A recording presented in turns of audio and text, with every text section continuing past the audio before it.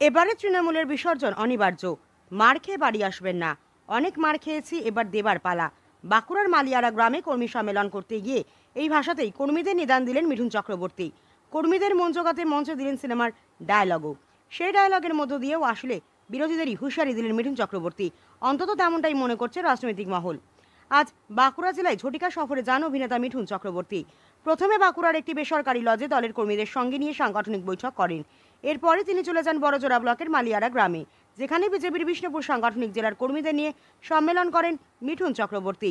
সম্মেলন মঞ্চে বক্তব্য রাখতে গিয়ে উঠে দলের কর্মীদের কয়েক দফা কাজের ইস্তেহার বেঁধে দেন মিঠুন। সেখানেই বক্তব্য রাখার ফাঁকে মিঠুন চক্রবর্তী দলের কর্মীদের সমস্ত মনোমালিন্য ও বিদ্বেষ মুছে অন্তত নির্বাচন পর্যন্ত একসাথে লড়াই করার বার্তা দিয়ে বলেন, আমরা যদি একসাথে লড়ি তাহলে আমরা জিতব। এরপরই দলীয় কর্মীদের নিদান দিয়ে মিঠুন বলেন, মার খেয়ে বাড়ি আসবেন না। ওরা যেভাবে ব্যবহার করবে আমরাও সেভাবে ওদের সাথে ব্যবহার করব। এতদিন তো আমরাই মার খেয়ে এলাম, এবার দেওয়ার পালা। বক্তব্যের শেষে মিঠুন নেতিনের উপস্থিত কর্মীদের মন রাখতে জনপ্রিয় তুফান সিনেমার ডায়লগ দেন। কিন্তু সেই ডায়লগের মধ্য দিয়েও কি মিঠুন চক্রবর্তী হুঁশিয়ারি দিয়ে গেলেন রাজ্যের শাসক দলকে? অন্তত তেমনটাই মনে করছে রাজনৈতিক বিশ্লেষকরা। পাল্টা মিঠুন চক্রবর্তীকেই বিঁধেছে তৃণমূলের দাবি, অভিনেতা সিনেমার ডায়লগ আর কেউ শুনতে চাইছে না। নিজের পরিবারকে বাঁচাতে তিনি এখন বিজেপিতে গেছেন। মিঠুন চক্রবর্তীর ডায়লগের পাল্টা তৃণমূলের দাবি, তুফান হোক বা বন্যা, তা মোকাবিলা করার ক্ষমতা মমতা বন্দ্যোপাধ্যায়ের আছে। বন্ধু গণতন্ত্র রাখতে দিতে চায় না এরা। আমি নিজে ওইখানে মেম্বার, ওইখানে আমি 25 জনকে ক্যান্ডিডেটকে নিয়ে প্রথম দিনে এবং সেখানে অন্তিল উনি দেখে ওনারা 300 জন গুন্ডা মস্তান এবং বাইরের থেকে লোক জড়ো করে আমাদেরকে দর্দ, তাই তারা দেখেই ফিরে যেতে বাধ্য হলো। আর ওনারা বড় গলায় বলছেন একটা ফেসবুকে পোস্ট করে যে আমরা নাকি বিজেপি নেই। আর ওনারা কয়েকজন শীত তৃণমূলকে হারাতে চান, যারা বিজেপিকে আসুন আমাদের। আপনারা দেখেছেন, আপনারাও সেই জিনিসটা আমি এইখানে বলে গেলাম। এই সামনেই ঘুরবে সবাই নির্বাচন। যে সমস্ত সভাপতিরা আছেন আমাদের, তাদেরকে অনুরোধ করবো আপনারা একটু 3-4 জন মিঠুনদার কাছে যান।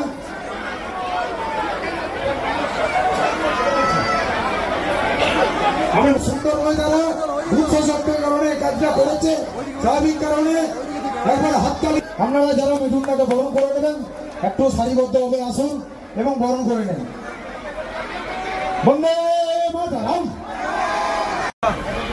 আমি এই জন্যই ঘুরে বেড়াচ্ছি পুরো পশ্চিমবঙ্গ। এইবারে তৃণমূলের বিসর্জন অনিবার্য। তৃণমূলের বিসর্জন হবেই হবে এবারে। সেই জন্যই ঘুরে বেড়াচ্ছি, লোককে বোঝাচ্ছি। তার কারণ হচ্ছে এটাই যে আমাদের সবাইকে এক ছাতার নিচে আসতে হবে। যদি কারোর সাথে কোনো মনোমালিন্য থাকে, কোনো বিদ্বেষ থাকে, কাউকে আপনি পছন্দ না করতে পারেন, আমি হাত জোর করে আপনাদের রিকোয়েস্ট করছি, অনুরোধ করছি যে আপনারা অ্যাটলিস্ট ইলেকশন অবধি এসব কিছু ভুলে গিয়ে এক ছাতার নিতে চলে আসুন। আমরা যদি একসাথে লড়ি তাহলে আমরা জিতব, আর নিশ্চয়ই জিতব। দ্বিতীয়ত, মার খেয়ে বাড়ি আসবেন না। মার খেয়ে বাড়ি আসবেন না। ওরা যেভাবে আপনার সাথে ব্যবহার করবে ঠিক সেইভাবে আমরাও তাদের সাথে সেই ব্যবহার করব।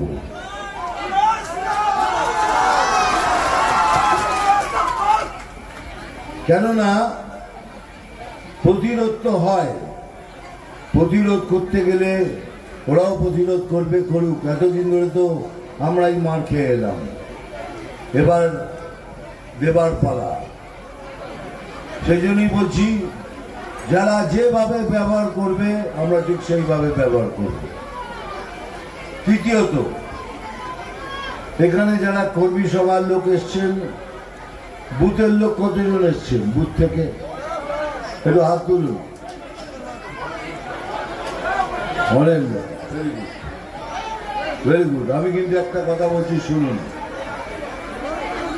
বুথে বসার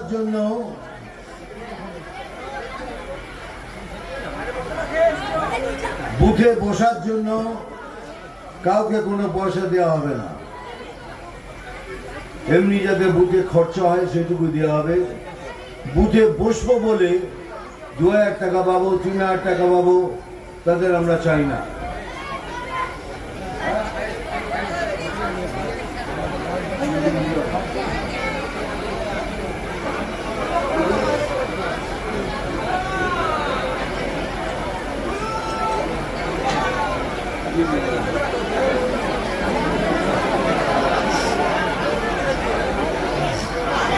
কিন্তু যাব না, বুথে তারাই বসবেন যারা বিজেপিকে হৃদয়ে বসিয়ে রেখেছেন, তারাই বুথে বসবেন।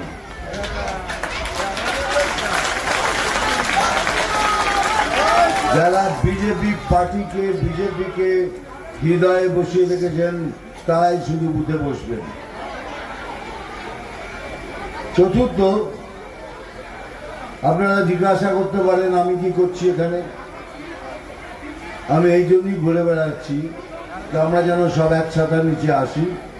আমরা খুব ভালো রেজাল্ট করেছি জানি, কিন্তু এবারে আমাদের 7টা থেকে 7টায় জিততে হবে। 6টা কেন? আমাকে বলছিল যে দাদা 6টা হয়ে যাবে, 7টা হবে না। আমি বলছি না, শুনতে রাজি আমি। 7টা থেকে 7টাই নেব আমরা। সে কি করে নিতে হয় সেটা আমরা জানি, সেইভাবেই ব্যবহার করব যেভাবে ওরা আমাদের সাথে ব্যবহার করবে।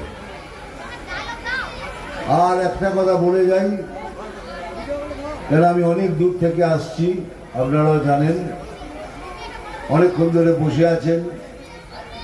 একটা ডায়লগ বলবো, তারপরে শেষ।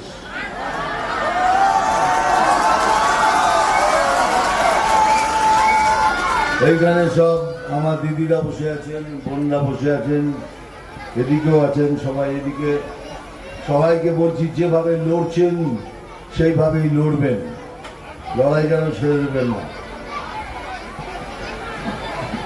নাম তুফান, বছরে 1-2বার আসি। নাম তুফান, বছরে 1-2বার আসি। যখন আসি তখন প্রলয় ঘটে,